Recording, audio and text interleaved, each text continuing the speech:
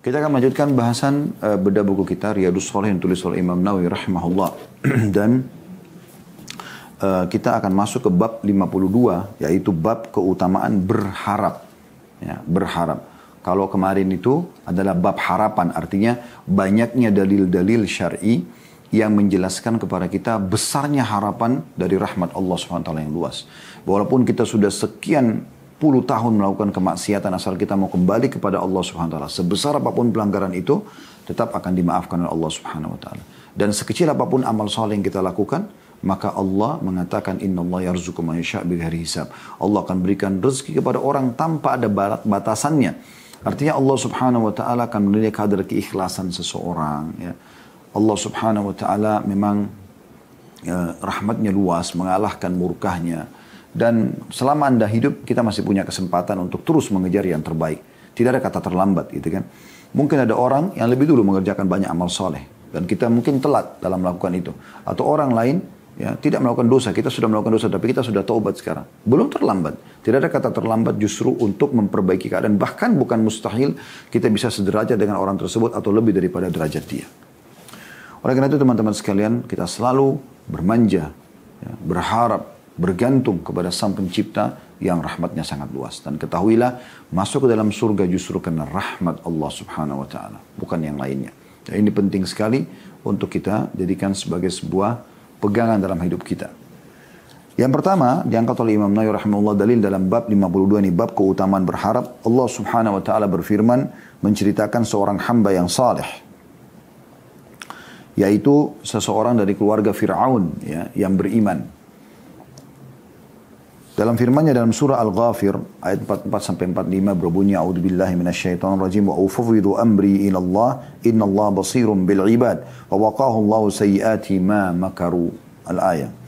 Dan aku menyerahkan urusanku kepada Allah, sesungguhnya Allah Maha melihat hamba-hambanya, maka Allah memeliharanya dari kejahatan tipu daya mereka. Firman Allah Subhanahu wa taala ini menjelaskan kepada kita bagaimana ada seseorang di tengah-tengah keluarga Fir'aun yang umumnya kufur kepada Allah SWT, kufur kepada risalah Nabi Musa AS.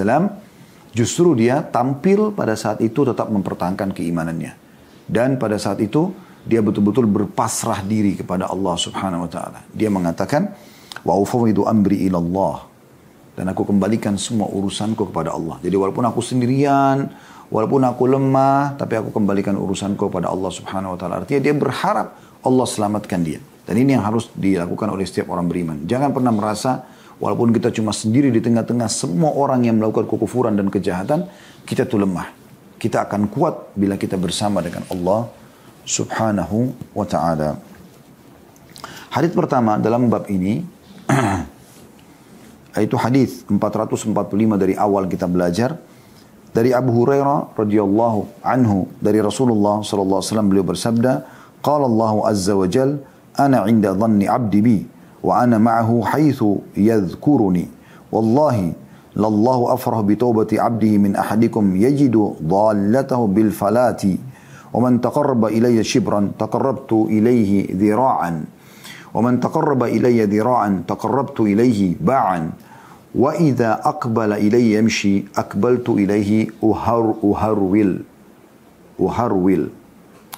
Allah yang maha mulia dan maha tinggi berfirman, aku menurut prasangka hambaku terhadapku dan aku selalu bersamanya jika dia mengingatku. Lalu kata Nabi SAW, demi Allah, sungguh Allah itu lebih gembira dengan taubat hambanya daripada kegembiraan salah seorang di antara kalian yang mendapatkan kembali kendaraannya hilang di padang pasir. Jadi tambahan ini adalah perkataan Nabi SAW atau sabda Nabi SAW. Kalau yang potongan awal tadi adalah hadis qudsi, Allah berfirman.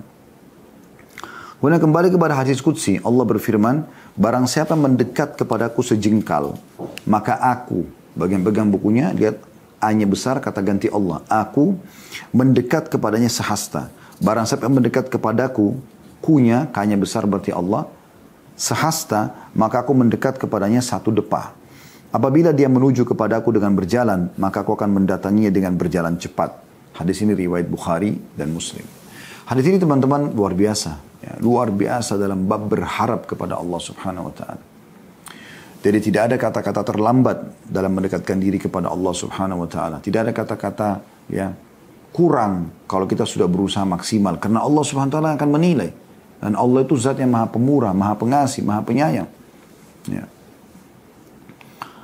Potongan pertama dari hadis ini, pelajaran pertama yang bisa kita ambil yaitu perfirman Allah Subhanahu wa taala, "Aku menurut prasangkaan hambaku terhadapku." Ini penting sekali teman-teman sekalian. Selalu bersangka baik kepada Allah Azza wa Jalla. Jangan pernah sangka buruk. Bersangka baik. Apapun yang sedang kita lalui, yang sedang menimpa kita, sangka baik dengan Allah Subhanahu wa taala. Kalau nikmat lebih mudah, kita mengatakan ini Allah berikan kepada saya agar saya bersyukur. Itu sudah sangka baik pada Allah. Walaupun nikmat itu kecil, alhamdulillah. Makanan kah, minuman kah, pakaian kah, tempat tinggal kah, apalah fasilitas yang Allah berikan, kesehatan, semua ini alhamdulillah. Sangka baik dengan Allah berarti ini memang yang paling cocok dan pantas buat saya. Kemudian kalau kita diberikan cobaan, juga pasti Allah datangkan dengan hikmahnya. Allah itu tidak lalai, Allah maha melihat, maha mengetahui, maha mendengar. Dan dengan izin Allah terjadi sesuatu yang merupakan cobaan buat kita. Bisa jadi peringatan, agar kita berhenti dari kesalahan yang sedang kita lakukan, ya. Karena dengan adanya peringatan tersebut kita jadi berhenti. Ya. Orang lagi melakukan kesalahan, kemudian ada peringatan Allah dan dia berhenti. Oh ternyata ini salah, gitu kan? Itu bentuk kasih sayang Allah kepada dia. Karena ada juga orang subhanallah, kalau dia tidak diberhentikan dengan cara Allah ini, misalnya maling, dia pertama maling nggak ketahuan, dia ulangi lagi, tapi Allah sudah berikan awalnya dia sinyal rasa takut. Dia khawatir kan gitu. Dan tetap aja dia lakukan. Dia mencuri yang kedua, Allah buat orang lain melihat dia. Sudah ada yang tahu siapa pencurinya. Tapi dia berhasil lolos. Sudah peringatan. Kalau dia kembali kepada Allah, ini kayaknya ke depannya kalau saya ketahuan bisa bahaya nih. Berhenti aja taubat misalnya. Enggak, tapi dia tetap lakukan. Karena dia pikir belum ketangkap. Allah akan buat yang ketiga dia ketangkap. Bahkan dipermalukan. Mungkin dipenjara. Sebagai peringatan. Berarti kan itu tetap bentuk kasih sayang Allah kepada dia. Ya. Andai saja Allah tidak sayang, Allah biarkan dia dengan kesalahannya. Maka makin rusak namanya, makin berat juga hukuman dia di kuburan dan di akhirat nanti. Tapi dengan Allah berhentikan, Allah berikan dia kesempatan untuk menyesali kesalahannya. Dan akhirnya dia bertobat. Berapa banyak orang di penjara akhirnya bertobat kepada Allah SWT. Dan menjadi orang yang baik. Bahkan ada banyak orang di Saudi ya, penjara-penjara Saudi itu, banyak pelaku kriminal itu hafal Al-Quran 30 juz di penjara. Pulang bahkan ada menjadi dai di negaranya. Tadinya dia pelaku kriminal di Saudi. Karena di penjara sana diatur oleh pemerintah untuk dai-dai dan para ulama masuk dan menasehatin dan mendakwahi para pelaku kriminal tersebut, dan dibuatkan program hafal Quran, bahkan diberikan uang bagi orang yang menghafal Al-Quran gitu kan. Sehingga mereka keluar menjadi orang-orang yang baik seperti itu. Dan kita berharap tentu di negara kita dan di negara-negara kaum muslimin juga dilakukan hal yang sama, supaya memang mereka keluar ini bukan mereka merasa terkecilkan dan terkucilkan, akhirnya mereka, daripada saya di luar dianggap pelaku kriminal terus selalu buruk, maka lebih baik saya buat lagi kriminal, saya masuk penjara, saya makan gratis, minum gratis, tidak perlu kerja, selesai gitu. Ya. Tapi Allah SWT di sini memberikan kepada dia sinyal untuk bertobat. Di dalam penjara ada masjid, ya. Ada orang-orang yang mau melakukan kebaikan-kebaikan, ya. Ada pelatihan-pelatihan untuk meningkatkan skill atau keterampilan, kemampuan. Jadi kita bisa menjadi orang baik sebenarnya kalau kita mau. Kan begitu. Nah ini poin yang harus kita tangkap teman-teman sekalian. Kalau Allah itu menjadikan sesuatu terjadi dengan hikmahnya. Ya. Kadang-kadang Allah datangkan mungkin kita jengkel. Tapi sebenarnya kalau kita lihat hikmahnya, Allah sedang memberhentikan kita dengan caranya. Dari kesalahan tersebut. Allah sedang ya, menahan kita atau membuat kita tidak terkena azab yang sangat berat pada hari kiamat yang nanti kita sesali. Allah lebih tahu. Ya. Makanya kalau ada orang yang berpikir dia tidak disayang oleh Allah,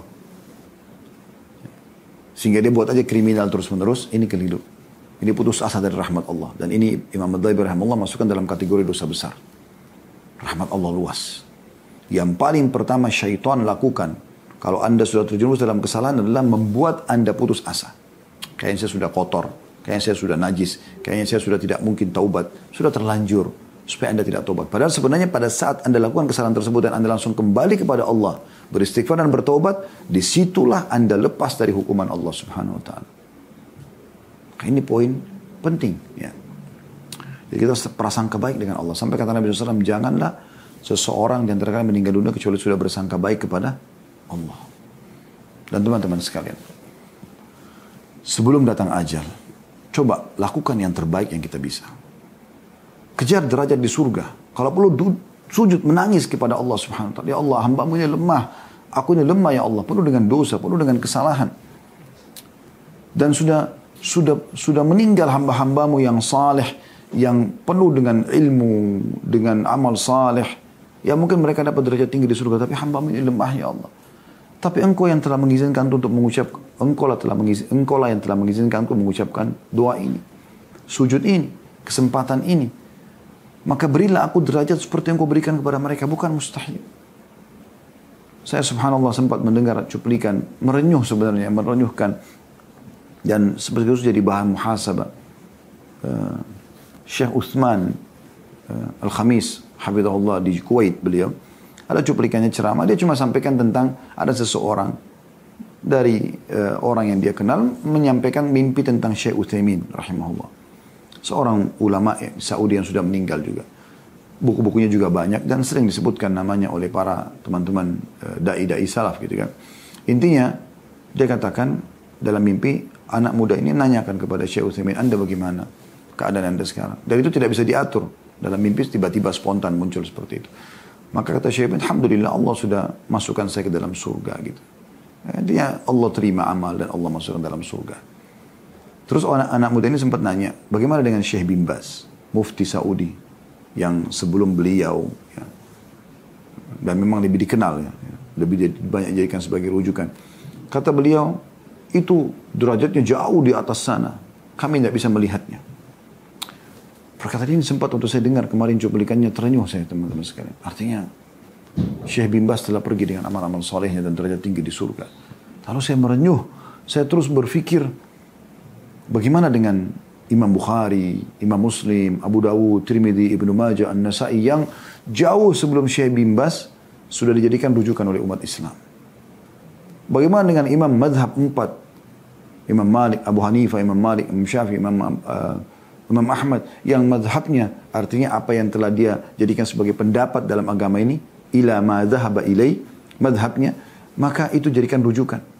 Imam Syafi'i hampir seluruh wilayah Asia ikuti madhab beliau. Berapa juta orang muslim. Imam Ahmad di daerah Timur Tengah.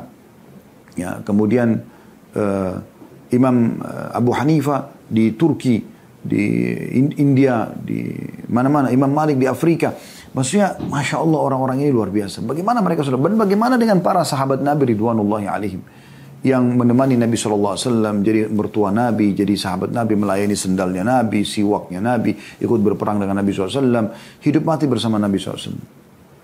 Bagaimana derajatnya mereka? Lalu bagaimana dengan kita? Saya sampai jadikan bahan muhasabah, ya Allah, hamba-Mu ini lemah. Hamba-Mu ini lemah, ya Allah. Tapi aku tidak putus asa terhadap rahmat-Mu, ya Allah.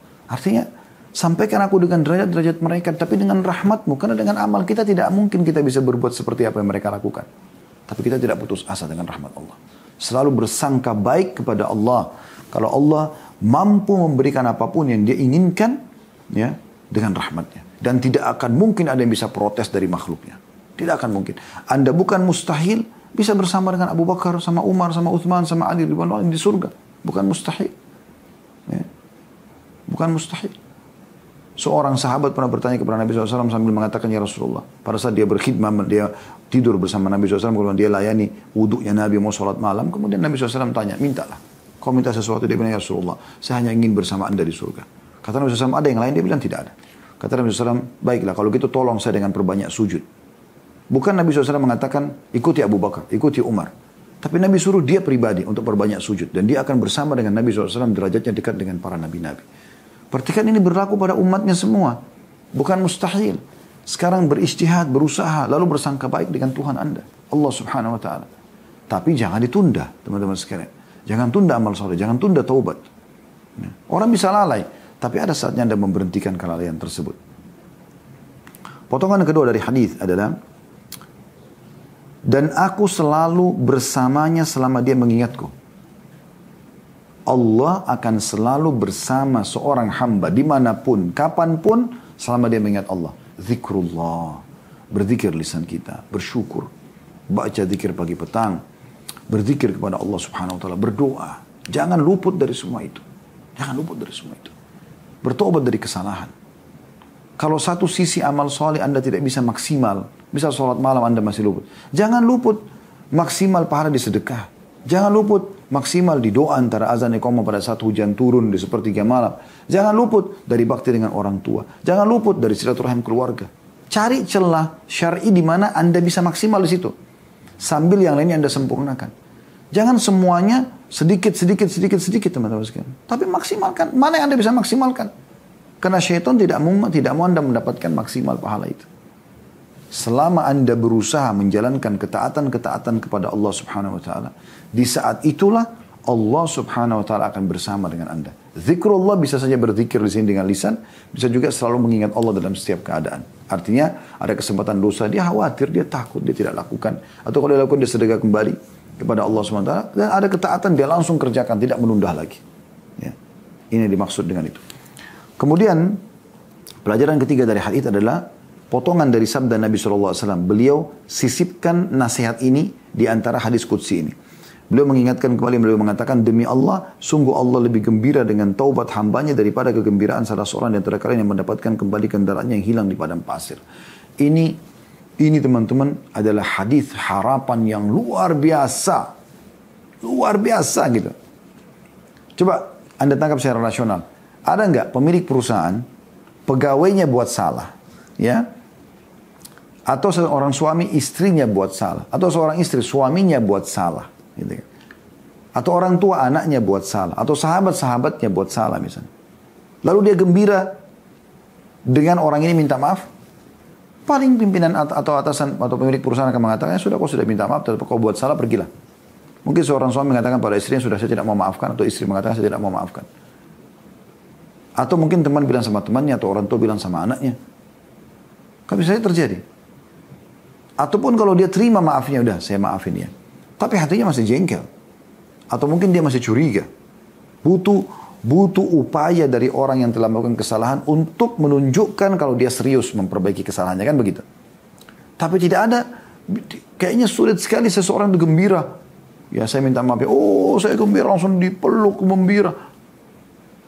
Masih terbawa rasa arus jengkel. Tapi Allah Azza wa Jalla beda. Allah sepencipta luar biasa teman-teman. Ini renungi baik-baik hadis ini dan betul-betul di bab harapan. Kalau Allah itu gembira dengan taubat hambanya. Dia senang kalau kita minta maaf. Bukan dia senang kita melakukan dosa. Tapi dia tahu kita ini diciptakan sebagai makhluk bisa berbuat salah. Karena Nabi SAW ingatkan ini dari Allah SWT penyampaiannya. Semua anak Adam pasti berbuat salah. Dan sebaik-baik orang yang buat salah adalah yang bertaubat. Artinya Allah sedang memberikan, tahu ini diciptakan makhluk bisa buat salah. Karena mereka lemah. Ada saatnya mereka kuat imannya, ada saatnya mereka lemah imannya. Tapi Allah memberikan satu celah yang akan mengalahkan semua godaan syaitan. Yaitu terbukanya pintu taubat.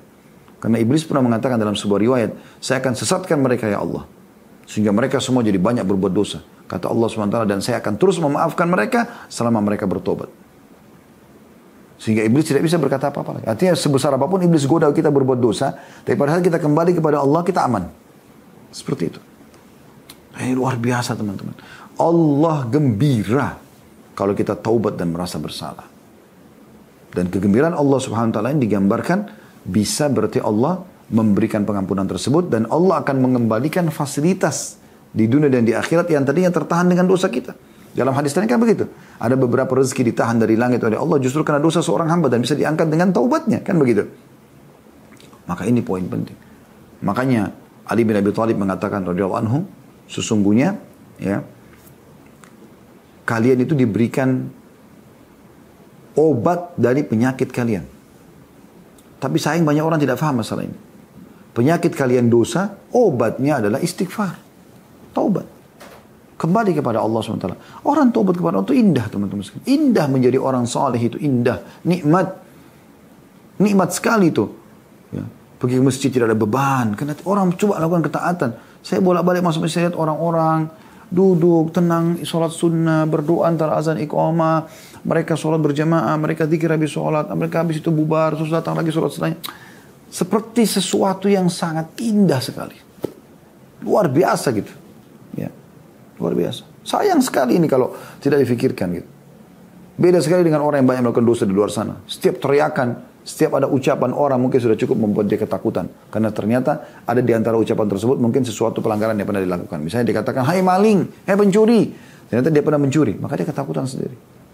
Tidak ada teman-teman yang bisa mengalahkan ketentraman jiwa orang beriman dan orang soleh. Tentram, biar rumahnya biasa, biar hartanya sedikit, biar badannya sakit. Ya. Bahkan biar dia hidup sendiri, tidak punya pasangan, tidak punya anak. Tetap dia tentram dengan keimanannya, dengan amal solehnya. Maka itu mahal sekali. Pelajaran yang keempat. Lanjutan hadis. Barang siapa yang mendekat kepadaku, kata Allah, sejengkal, maka aku mendekat kepadanya sehasta. Barang siapa yang mendekat kepadaku sehasta, maka aku mendekat kepadanya sedepah. Apabila dia menuju kepadaku berjalan, maka aku akan mendatanginya dengan berjalan cepat. Maknanya, sedikit saja upaya kita mendekatkan diri kepada Allah Subhanahu wa taala, maka Allah akan balas itu. Mulai saja komitmen, hari ini saya akan sholat 5 waktu, komitmen on time. Anda akan rasakan ada kedekatan Anda dengan Tuhan. 2 hari Anda lakukan, 3 hari Anda lakukan, seminggu Anda lakukan, sebulan Anda lakukan. Rasanya nggak enak kalau sudah Anda tinggalkan. Seperti itu. Allah menilai pengorbanan seorang hamba yang sebenarnya tidak ada nilainya di mata Allah SWT. Karena semua hambanya sedang tunduk kepadanya. Miliaran malaikat, miliaran tumbuh-tumbuhan, hewan, air, planet-planet, semua tunduk kepada Allah SWT. Yang kufur kepada Allah ini hanya sebagian kecil dari manusia dan jin. Yang lain semua tidak. Bertasbih semua yang di langit dan di bumi kepada Allah. Hanya Anda saja yang memang mau terus bermaksiat kepada Allah SWT dan tidak mau tobat. Tentu kita semua pernah buat. Saya pun buat salah. Tapi kita bertobat kepada Allah SWT. Kita kembali kepada Allah SWT. Dan kita bisa rasakan teman-teman. Sedikit kita upaya mendekatkan diri kepada Allah. Allah itu Ar-Rahim, Ar-Rahman, Ar-Rahim. Maha pengasih, maha penyayang. Ya. Al-Latif, maha lembut. Akramul Akramin. Zat yang paling dermawan. Ya. Allah suka dengan kebaikan-kebaikan. Walaupun sedikit Allah balas. Makin Anda dekatkan diri kepada Allah, makin Anda paksakan diri tanda kutip kepada Allah, dekatkan diri kepada Allah, maka makin Anda rasakan kedekatan Anda kepada Allah Subhanahu wa ta'ala. Dan ini sebuah karunia yang besar sekali yang Allah berikan teman-teman sekalian. Selanjutnya dikatakan dan diriwayat dalam Sahih Bukhari dan Sahih Muslim, wa ana ma'ahu hina yadhkuruni. Dan aku akan selalu bersamanya jika dia mengingatku. Ya. Dan mengingatku berarti begitu kita ingat Allah, maka kita berarti sedang bersama dengan Allah. Sampai ada statement seorang salaf mengatakan, siapa yang Allah mudahkan, atau Allah tidak mungkin mudahkan istighfar dari lisan seorang hamba, sementara Allah tidak mau mengampuninya. Kalau bisa terlintas Anda istighfar, astagfirullah wa atubu ilaih, atau Anda sempat terlintas untuk berdoa, atau Anda sempat terlintas untuk sholat, atau baca Al-Quran, atau berzikir, itu berarti Allah sedang mau menerima dari Anda, karena Allah berikan kesempatan. Kecuali Anda rusak lagi dengan riya, dengan tidak ikhlas. Tapi selama Allah berikan Anda peluang, kesempatan untuk beramal saleh, berarti Allah sedang ingin menerima amal itu dari Anda. Sangka baik dengan Allah. Hadis selanjutnya adalah hadis nomor 446. Ini menguatkan tadi yang kita jelaskan ya. Dari Jabir bin Abdullah radhiyallahu anhuma, dia dan ayahnya adalah 2 orang sahabat Nabi yang mulia, bahwa beliau mendengar Rasulullah sallallahu alaihi wasallam bersabda 3 hari sebelum wafat. Ya, sebelum Nabi SAW wafat 3 hari. La yamutanna ahadukum illa wa huwa yuhsinu dhanna billahi azza wa jal. Janganlah salah seorang antara kalian meninggal dunia kecuali dalam keadaan berbaik sangka kepada Allah. Hadis riwayat Muslim. Baik sangka artinya saya sudah muslim, saya sudah coba beramal saleh, Allah akan terima amal saya. Saya sudah bertobat, beristighfar, Allah akan maafkan kesalahan saya. Dia sangka baik sama Allah SWT. Dan tidak ada teman-teman hubungan yang paling indah yang memang sangat wajar dipertahankan dibandingkan dengan hubungan seorang hamba dengan Tuhannya. Istri Anda, suami Anda, sahabat Anda, atasan Anda, anak Anda, sekitar Anda semua ini. Pemiliknya adalah Allah. Allah mampu membalik kebencian mereka kepada kesenangan. Allah mampu memaafkan kesalahan Anda sehingga Anda menjadi orang yang mulia dan terhormat di kalangan masyarakat. Anda bisa diubah oleh Allah SWT dari orang bodoh menjadi orang pintar, orang pelit menjadi dermawan, orang penakut jadi pemberani, dan seterusnya. Allah Subhanahu wa ta'ala mampu melakukan semua itu. Maka menjalin hubungan dengan Allah ini adalah sebuah hal keselamatan yang luar biasa. Yang akan pasti membawa Anda pada keselamatan itu. Baik, kita lanjutkan teman-teman sekalian hadis selanjutnya. Ya. Hadis nomor 447 dari Anas radhiyallahu anhu, beliau berkata, saya mendengar Rasulullah SAW bersabda, qala Allah Ta'ala, ya ibna Adam, innaka ma da'utani wa rajautani, ghafartu laka ma ala ma kana minka wala ubali. Ya ibna Adam, law balagat dunubuka anana as-sama'i thumma astaghfartani, ghafartu laka wala ubali. Ya ibna Adam, innaka law ataitani bi qurabil ardi khataya thumma lakitani la tushrik bi syai'an la ataituka bi qurabiha maghfirah. Hadis ini riwayat Tirmidzi dengan sanad hasan. Hadis harapan saudaraku siman. Renungi maknanya. Allah yang Maha Tinggi berfirman, wahai anak Adam, sesungguhnya selama kau berdoa kepadaku dan berharap kepadaku, maka aku akan mengampunimu apa saja yang kamu lakukan tanpa aku peduli. Wahai anak Adam, seandainya dosa-dosamu membumbung tinggi mencapai langit, kemudian kamu memohon ampunan kepadaku, aku pasti mengampunimu. Dan aku tidak peduli.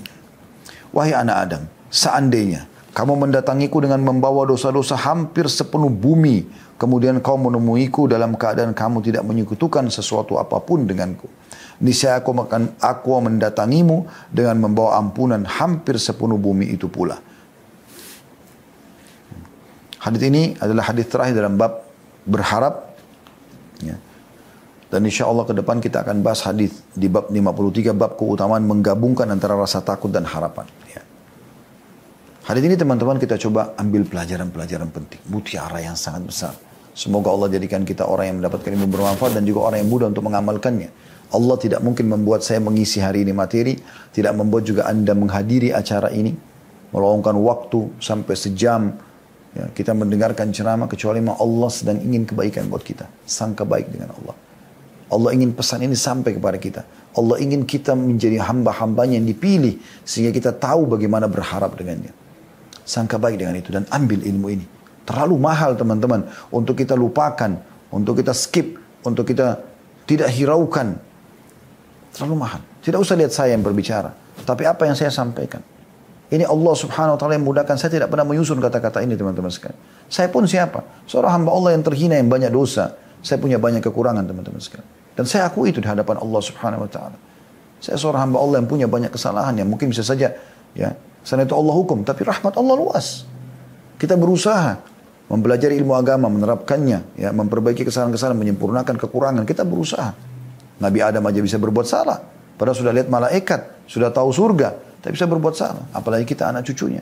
Tapi kita harus kembali kepada Allah subhanahu wa ta'ala. Hadis ini, hadis yang luar biasa, menggambarkan kepada kita bagaimana Allah suka sekali bila hambanya itu kembali kepada dia. Allah berfirman, ini potongan pertama yang kita ambil pelajarannya, wahai anak Adam, bukan hai orang beriman. Semuanya dipanggil oleh Allah SWT manusia. Sesungguhnya selama kau berdoa kepadaku dan berharap kepadaku, maka aku akan mengampunimu apa saja yang kau lakukan tanpa aku peduli. Walaupun di sini syarat diterimanya doa adalah muslim, gitu kan. Tapi maksudnya kalau orang ini masuk Islam, lalu dia berdoa diterima sama Allah, walaupun masa lalunya kafir. Bahkan ada di antara orang kafir, ya Allah terima doanya. Seperti misalnya dia Hamzah radhiyallahu anhu pada saat masih kafir. Kan dia tadinya berburu, gitu kan. Kemudian dia masuk ke kota Mekah. Didatangi oleh seorang penduduk Mekah mengatakan, sesungguhnya ponakanmu Muhammad sedang dicaci maki, ya, oleh Abu Jahal dan tidak ada yang membelanya. Maka Hamzah marah dalam keadaan dia masih kafir, ya, menyembah berhala pada saat itu. Dia datang, kemudian dia memukul kepala Abu Jahal dengan busur panahnya dan dia menantang untuk duel, gitu kan. Tapi Abu Jahal tidak berani karena tahu Hamzah sangat perkasa dan kuat, gitu, dan disegani di Mekah. Dan Hamzah pun sempat menantang, siapa yang mau membela Abu Jahal, silakan maju. Tapi tidak ada yang berani gitu sama Hamzah radhiyallahu anhu.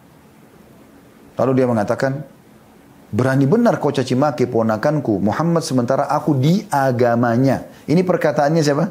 Hamzah.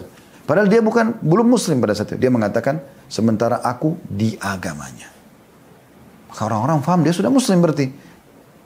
Jadi dia bilang Muhammad SAW bukan hanya karena sekedar ponakannya, tapi karena agamanya juga. Padahal Hamzah belum masuk Islam pada saat itu. Dalam buku-buku sejarah dikatakan Hamzah pulang, kemudian dia merenungi perkataan itu. Dia mulai berenung, kenapa kok dia berkata seperti itu tadi? Padahal dia bukan dalam agama Muhammad. Apa yang harus dia lakukan? Dia bingung. Kalau dia membiarkan masalah ini, orang kira dia muslim, padahal dia bukan muslim. Dia bohongi diri sendiri, padahal dia laki sejati. Gitu kan? Gak mungkin dia bohong seperti ini. Ini tiba-tiba spontan terucap dalam lisannya. Tapi kalau dia bilang dia sudah muslim, dia belum masuk Islam. Apa yang terjadi?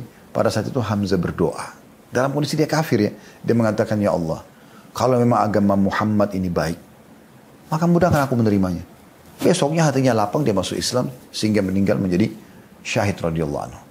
Tidak ada orang kafir yang Allah kabulkan doanya. Ada juga orang mengatakan orang kafir, ya Allah, ya, misal, berikan kepada saya petunjuk supaya saya masuk. Bisa saja, tapi tidak semua tentunya.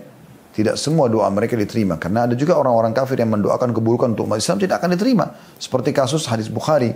Pada saat ada pendeta Yahudi yang mendoakan keburukan untuk Nabi SAW. Mengatakan, Assalamualaikum. Ya, artinya kehancuran buat kalian, kematian. Lalu Nabi SAW mengatakan, Waalaikum. Aisyah sempat marah.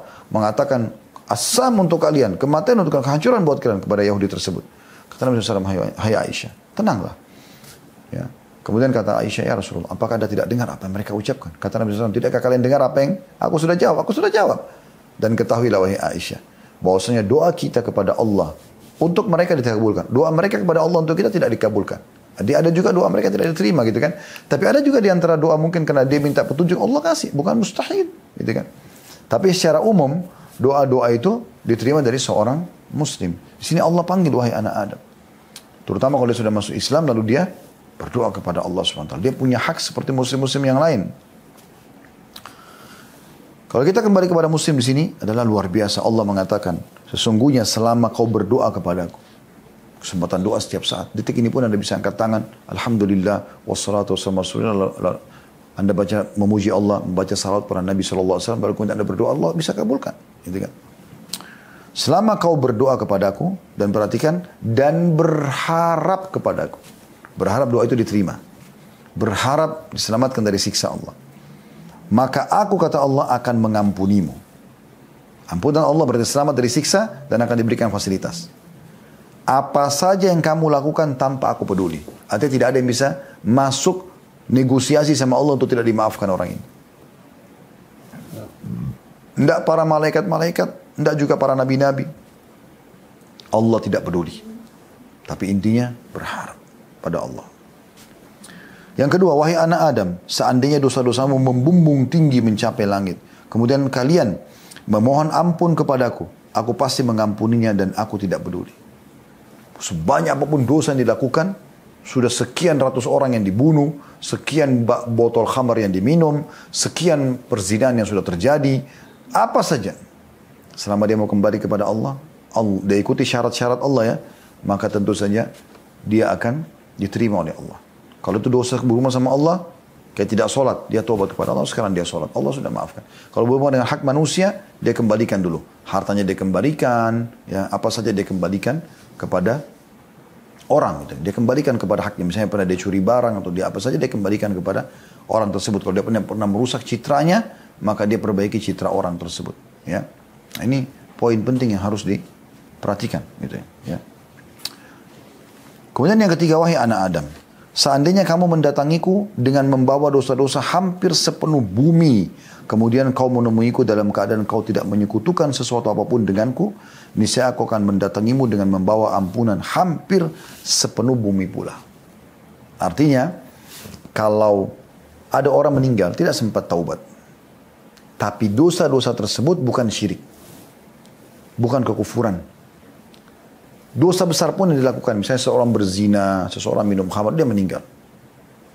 Maka ini masih di bawah masyiatillah atau naungan Allah. Insya ghafaralahu, kalau Allah mau Allah ampuni, wa insya adzaba, kalau Allah ingin Allah akan siksa. Kira-kira ahli sunnah wal jamaah begitu, dan seperti itu disampaikan. Allah masih bisa memaafkan kesalahannya pada hari kiamat. Ya. Bukan hal ini membuat kita menggampang-gampang teman-teman. Jangan Anda mengatakan, oh kalau begitu, tidak apa-apa saya buat dosa aja nanti, pokoknya nanti di hari kiamat kan bisa saja Allah maafkan. Iya, bisa saja juga Allah siksa dulu. Kan gitu. Lebih baik Anda meninggal dalam kondisi bertobat. Tapi kalau ada kasus orang meninggal, dia tidak berbuat kesyirikan, dosa satu ini berbahaya sekali. Kalau ini terjadi, tidak akan dimaafkan oleh Allah. Allah sebutkan dalam surah An-Nisa masalah itu. Inna Allah la yaghfiru an yushraka bihi wa yaghfiru ma duna dzalika liman yasha. Allah tidak akan memaafkan yang berbuat syirik kepadanya, dan Allah masih memaafkan selain daripada itu. Selain syirik, kalau Anda tidak lakukan, Anda lakukan syirik, tidak lakukan syirik, Anda tidak lakukan dan Anda lakukan dosa yang lain, maka masih bisa Anda dimaafkan oleh Allah Subhanahu wa taala. Ini besarnya rahmat Allah gitu kan. Baik, syirik ini adalah menyekutukan Allah. Hati-hati. Banyak orang masuk dalam firman Allah Subhanahu wa taala dan mereka tidak beriman kecuali mereka juga melakukan kemusyrikan. Ini banyak sekali. Mohon-mohon pada kuburan, pakai jimat, pergi ke dukun, muslim, tapi dia melakukan kesyirikan. Maka ini bahaya, tidak akan diampuni dosanya oleh Allah Subhanahu wa taala.